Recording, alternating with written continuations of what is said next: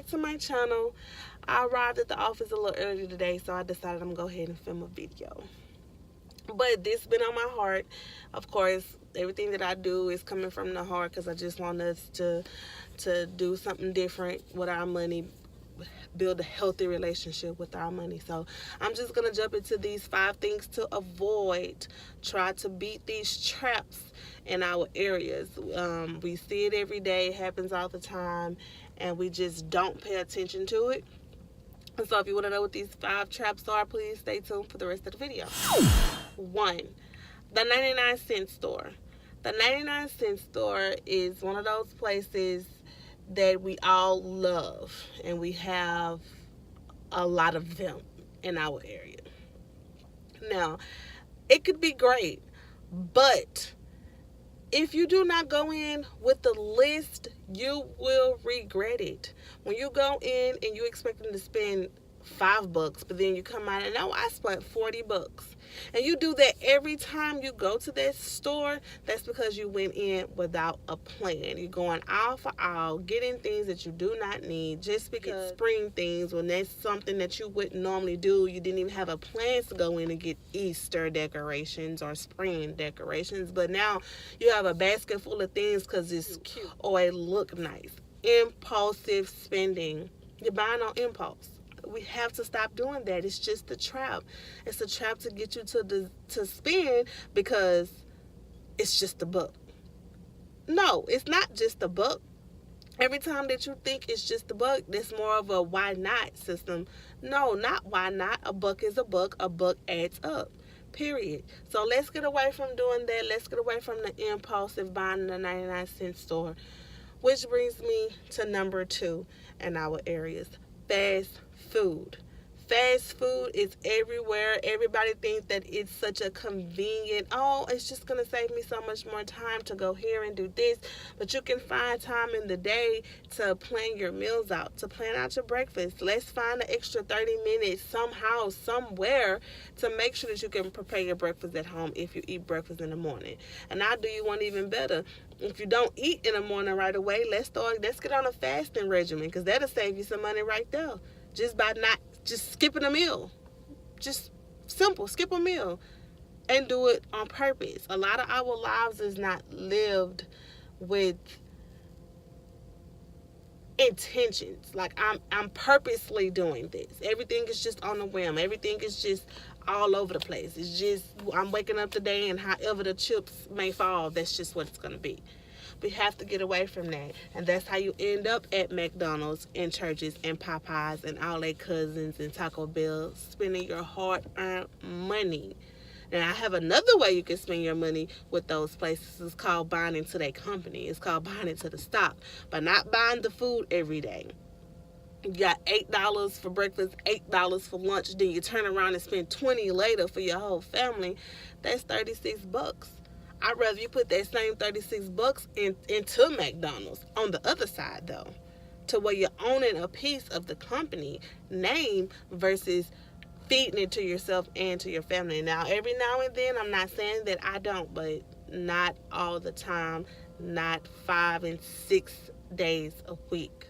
We have to get away from that, guys. Which brings me to number 3. The liquor store. The liquor store is another big one in our area. The liquor store right along and partner with the Daiquiri Shack. That's what we call them now. The Daiquiri Shack, where you can just pull right on up, spend your $6, and you get your drink to go. And it's very convenient. It's very nice, very tasty. But if you're doing that 5-6 days a week, look at how much money you're spending. Again, you right back into the $40 range buying something every single day. And some customers, believe it or not, are regulars. They come every day after work, just like people go to Starbucks every morning or latte places, and you're spending your $5 to $7 on a drink daily. Daily, guys, daily. It's a trap. It's designed for you to spend when you could be doing other things with your money, other things that your future self would thank you for. Let's get away from these things. Just think about what you're spending your money on. which brings me to number 4.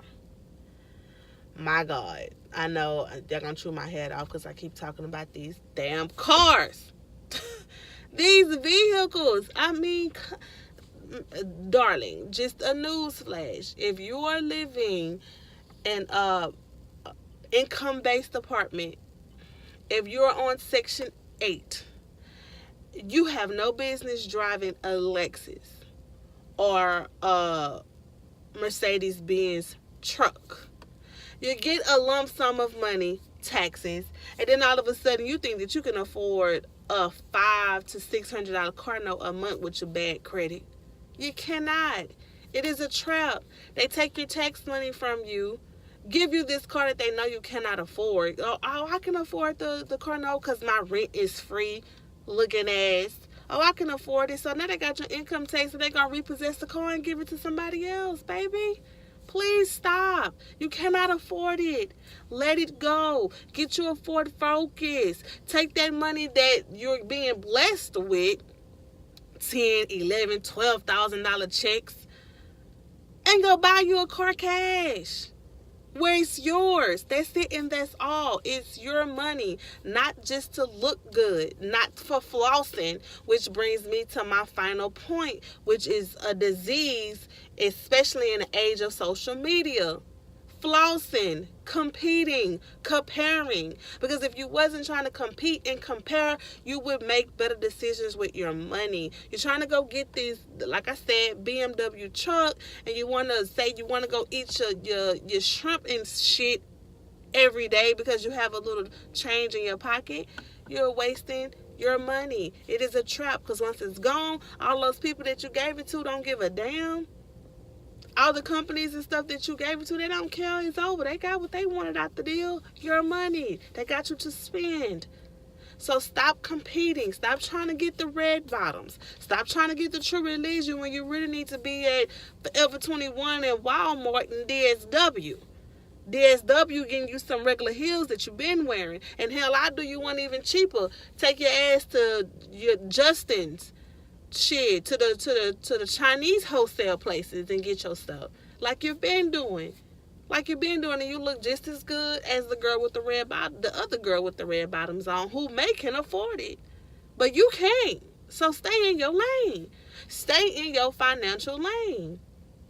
Stop competing and stay in your lane. Cook more and stay in your lane. Drink water, stay in your lane. That cuts out half the list right there.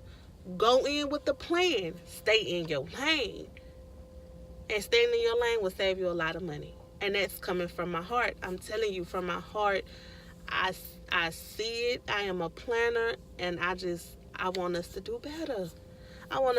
So anyway, I hope these 5 tips help you. I hope you start paying attention and being more intentional with your money. Like knowing exactly what you're doing every time you spend a buck. Every time. So, thanks guys for listening. I hope this helps. James Zetta Speaks. I'm out.